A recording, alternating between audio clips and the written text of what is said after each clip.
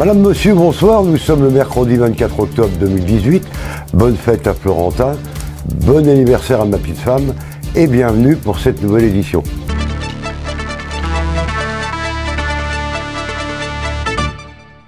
Ici, pour téléphoner, il faut d'abord savoir où se placer. Parce que j'ai des endroits où j'ai que SFR, notamment vers les coteaux de Roibon, et ensuite un portable où j'ai que Orange. Le gouvernement a promis la fin des zones blanches en France. Les opérateurs se sont engagés à investir 3 milliards d'euros pour parfaire le réseau. Alors avant de commencer cette édition, donc un petit coup de colère.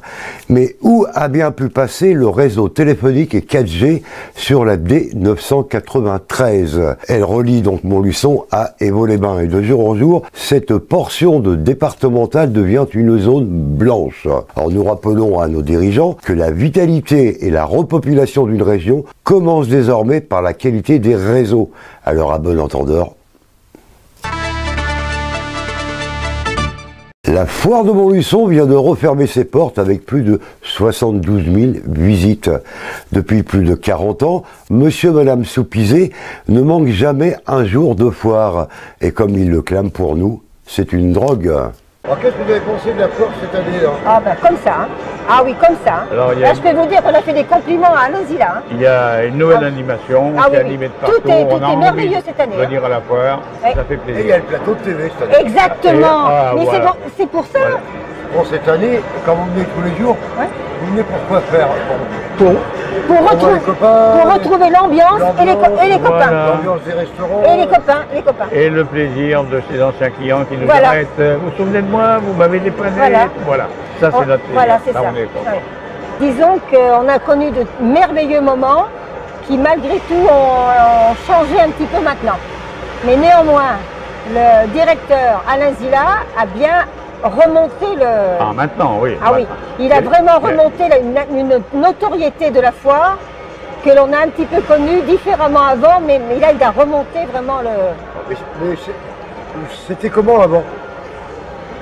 Eh ben, avant, c'était le même contexte. Alors non. Non. Vous vendiez des caravanes. Oui, voilà. Essentiellement, oui. Et on était dehors, sur la terre. Donc quand il faisait chaud, la poussière, quand il pleuvait... oui, voilà, c'était qu'on était ou dans la poussière ou alors dans la boue. Ça n'a plus rien à voir. Non, c'était les extérieurs. Et même là, c'était l'extérieur. Même ici, on n'avait pas le goudron, on avait juste la terre. Et je vous dis, lorsqu'il faisait chaud, la poussière, lorsqu'il pleuvait, la gadoue, c'était épouvantable. Par rapport à ce qu'il y a aujourd'hui, ça n'a plus rien à voir. Mais néanmoins, si vous voulez, il a gardé le contexte intérieur, qui est toujours agréable. Mais alors nous, on a été déçus quand on a arrêté le contexte extérieur. Nous, on était 10 concessionnaires à l'extérieur à l'époque. On mangeait tous ensemble et on se revendait les caravanes entre nous. Alors qu'aujourd'hui, ils ne sont plus que 2. Ça n'a plus du tout être la même ambiance. Et alors, vous avez fait la foire? On est 70 après, tous les deux. 70, quai du Blanc. Et jusqu'à quand? Ben, jusqu'à 2015 pratiquement. Ça nous manque, on est drogués. Nous sommes des drogués. De la foire. De la foire, hein. On avait un ami vraiment, monsieur, comment il s'appelait? Celui qui est décédé il n'y a pas longtemps. Micard. Micard. Il vendait des tracteurs et c'est connu Micard à Montluçon. Et ben avec lui c'est pareil, on a fait des bonnes foires. Hein. Et, oui, et encore une fois, on se côtoyait avec tous ces gens qui faisaient autre chose, qui vendaient des tracteurs, etc. On a l'impression que maintenant, il n'y a plus cette... Il n'y a plus l'état d'esprit qu'on a connu, nous. Il n'y a plus du tout le même état d'esprit. Par contre, on a vendu des caravanes à des gens qui venaient acheter des meubles, ça c'est arrivé. Ah oui, oui, on a même eu un maire un jour, il y a un maire qui est venu, qui est devenu client, parce qu'il faisait partie de l'organisation de la foire. Puis un jour, comme on était connus ici, déjà nous, on faisait partie de la foire aussi, il est venu sur notre stand. Puis il me dit, je devais acheter, je ne sais plus quoi. Il est venu nous acheter une caravane. Maintenant, il y a l'inverse aussi, mais enfin, ça fait plaisir, ça. Pour dire bonjour à tous et à nos anciens clients. Nos bonjour à tous, à tous nos anciens clients. Il n'y a plus de caravane. Ah non, c'est fini. Les caravanes, il y en a ailleurs. Et nos excuses. Ah ben si je dois en acheter une ou si je dois acheter un camping-car, c'est Bara maintenant. Nos excuses à tous les clients qu'on n'a pas reconnus. Alors, on s'excuse auprès d'eux, oui. Mais le temps use la mémoire. Et puis je vais vous dire, on s'excuse aussi parce qu'on ne peut pas boire à tous les stands. Hein. Ouais. Attention au faux démarchage à Commentry. Donc plusieurs cas de démarchage abusif ont été signalés sur la commune. Bonjour, vous êtes bien pouvez laisser un message ou bien repartir. Bonjour, c'est pour un sondage. Vous avez rendez-vous? Non. Ah, il y a 3 semaines d'attente minimum. Chez les particuliers, ce sont des faux employés d'une assoce intermédiaire d'aide à la personne qui se sont présentés soi-disant pour effectuer les travaux d'entretien ou commander. Et auprès des entreprises et artisans, c'est cette fois-ci une société qui se prétend vendre des encarts publicitaires au nom de la commune. Alors dans ces deux cas, ce sont des faux démarchages, la prudence est de rigueur. Attention! Ce week-end à Montluçon, c'était une journée de solidarité. Acti Solidaire avait mis les bouchées doubles afin d'aider la petite Léa. On va aller à la rencontre de la petite Léa. La petite Léa, c'est une petite fille qui est handicapée. Et on va aller voir Stéphanie qui va nous raconter un petit peu tout ce qui s'est passé dans la journée.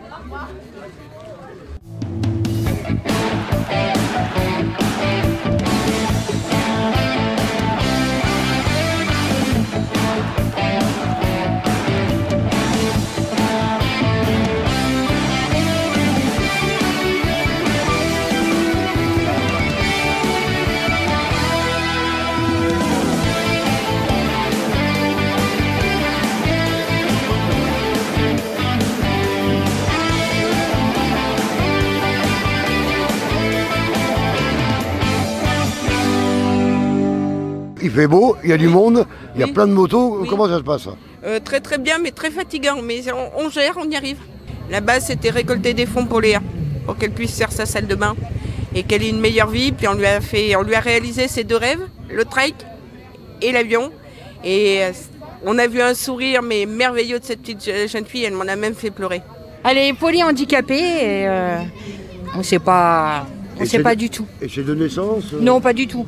À 7 mois, elle a fait 3 bronchiolites et depuis ce temps-là, elle fait des progrès, mais à son rythme, quoi. Alors qu'est-ce qu'elle a comme handicap alors? Ben, elle marche pas, elle parle presque pas, elle mâche pas. Et la vie, c'est comme ça. Hein. Ça va Léa? Léa, ça va Michounette? Hein? Tu vas bien? Oui, elle a fait de l'avion et de la moto. T'as fait de la moto? Mais t'as pas eu peur? Non, elle a adoré. Et elle ne parle pas du tout? Elle dit des petits mots comme maman, papa. Ouais. Mais elle comprend tout. Alors comment tu l'as connue, comment est venue l'idée de cette journée? On en parle nous ensemble depuis le mois de mai, oui. Mais comment est venu le point de départ? Léa, c'est la sœur de la copine de la meilleure amie de ma fille. Tout simplement, Chloé, la meilleure amie de ma fille. Et c'est sa sœur qui est venue un soir chez moi, qui m'a parlé des problèmes de ses parents. Et puis j'ai dit cash, on va t'aider. Et donc j'en ai parlé à mes bénévoles, de là j'en ai parlé à mon club de moto, qui eux ont, comme on dit vulgairement, signé tout de suite. Et là ils sont en plein boulot parce qu'ils nous font nos baptêmes de moto, ils ont déjà 1 heure d'attente pour les baptêmes. Alors on va rappeler ce que c'est qu'Acti Solidaire. C'est une association qui est basée à Montluçon, à la maison des associations rue de la Prelle. On est là pour aider tous les gens qui ne sont pas aidés à Montluçon et ailleurs. Parce que y a des gens qui n'osent pas aller dans des grosses associations nationales, donc ils viennent nous voir nous. On est pas loin de 80, donc entre les Chronibondes, Acti Solidaire, les groupes de musique qui nous ont aidés, les groupes de danse qui se sont gérés tout seuls, qui ont tout géré en musique et tout. Donc ça fait 80 bénévoles à nourrir ce soir et ça nous dérange pas parce qu'on est une grosse équipe et on est fiers de ce qu'on a fait. Et je pense qu'on recommencera. Voilà, parce qu'il n'y a pas que Léa, il y en a plein d'autres. Il y en a plein d'autres. On a été soutenus par les anneaux d'Elora qui nous ont félicités, malheureusement qui n'ont pas pu être là. Mais je leur remercie de leur soutien. Allez, vous avez encore jusqu'à samedi sur le parking d'Intermarché avenue Jules Guest pour venir faire contrôler vos phares et votre éclairage en général. C'est important sur la route. Nos artisans à Montluçon ont du talent. Et à l'approche de l'hiver, l'atelier d'Éden nous présente les jardins d'hiver. L'atelier d'Ébène, c'est le réseau Océane. Et comme l'hiver approche, on va aller découvrir un magnifique jardin d'hiver. Ça va? Bon, on a parlé du jardin d'hiver. Ah, alors qu'est-ce que c'est qu'un jardin d'hiver? Alors un jardin d'hiver, c'est en fait une pergola qu'on fait évoluer pour profiter de sa terrasse un peu plus longtemps. Bien souvent, on a les premiers frimas de l'automne. donc en fermant un petit peu avec des systèmes soit de verre, soit avec du fixe, soit avec des stores zip qui peuvent descendre. On a aussi du chauffage, ça permet de prolonger l'été tout simplement et être à l'abri des premiers petits frimas de l'automne. Alors, là je pénètre dans le jardin d'hiver. Alors là, même l'hiver, même l'automne, même l'été, moi ça me convient bien. Voilà, donc l'avantage c'est qu'on va être à l'abri, c'est ce que je disais tout à l'heure, on va être à l'abri du vent ou à l'abri de la pluie. Et puis si jamais on a envie, il fait chaud, qu'est-ce qu'on fait? On ouvre tout simplement. Donc là j'ai mis une paroi vitrée exprès. Donc là on peut ouvrir cette paroi vitrée jusqu'au bout. Et on peut profiter l'été. Voilà, exactement. On n'a pas cet effet de serre, cet effet de chaleur. En plus, il faut savoir que maintenant, il y a des nouveaux produits, notamment pour les toitures.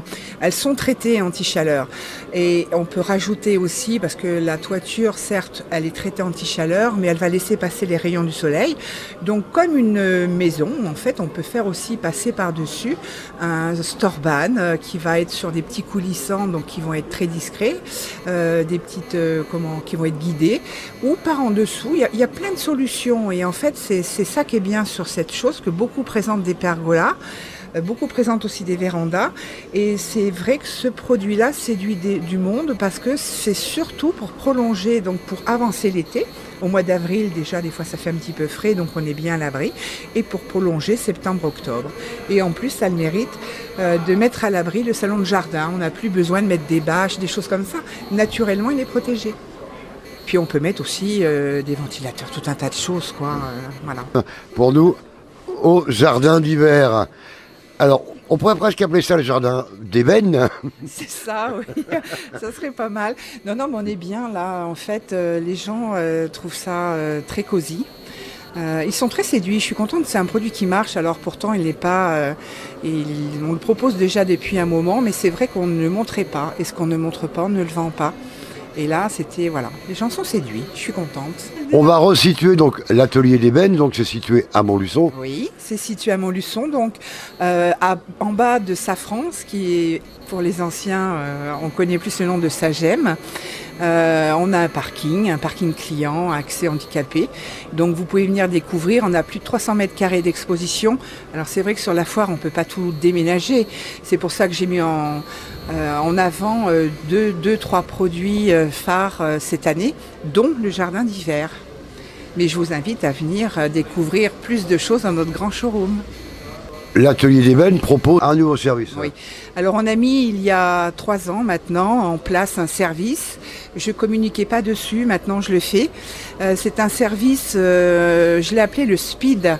SPID pourquoi? C'est le service des petites interventions à domicile. On a un menuisier spécialisé dans ce genre d'intervention. Ça va de la serrurerie, une crémone cassée, ça arrive à tout le monde, jusqu'au réglage, parce qu'on a eu un été très chaud, il y a eu des réglages à faire. Les menuiseries ont souffert, les portails, les portes de garage, les portes d'entrée. On est intervenu aussi sur beaucoup de sinistres. On met en sécurité pour les cambriolages, malheureusement aussi, et les sinistres dus aux intempéries, la grêle, les choses comme ça. Donc on est assez réactif et on essaye d'être à l'écoute des gens qui ont un petit souci de réglage sur leur menuiserie. Le jardin d'hiver, c'est quand même quelque chose qui va rester. Donc moi je dis toujours aux gens, il faut prendre le temps de la réflexion. Tant savoir ce qu'ils vont en faire, la destination, c'est-à-dire de quel côté ils vont vouloir fermer, avec quoi, la couleur et les choses comme ça. Après, ça va aller très vite. Je veux dire, on a un délai de fabrication relativement court et par la suite, après, on vient poser, voilà. Donc, c'est variable. C'est variable avec la dimension, mais c'est surtout, je conseille aux gens de prendre le temps de la réflexion. C'est l'inquiétude au centre AFPA de Montluçon. Cette section de formation pourrait disparaître. Le site montluçonnais devrait subir de plein fouet un vaste plan de réorganisation impulsé au niveau national. Il a été annoncé en fin de semaine dernière et pourrait aboutir à la fermeture de 38 centres en France. Une petite page sportive, donc en rugby, les Commontriens se sont inclinés face à Ghana à domicile 17 à 22. Et en moto, dont Jules Cluzel est arrivé hier au Qatar. C'est pour disputer samedi la dernière manche du championnat du monde moto Supersport. Il pourrait conquérir le titre, il sera encouragé sur place par une quinzaine de Montluçonnais. Ce soir à la télé sur Gulli, Dr Dolittle 4 et sur M6, Le meilleur pâtissier. Donc à demain pour une nouvelle édition. Bonne soirée à tous et portez-vous bien.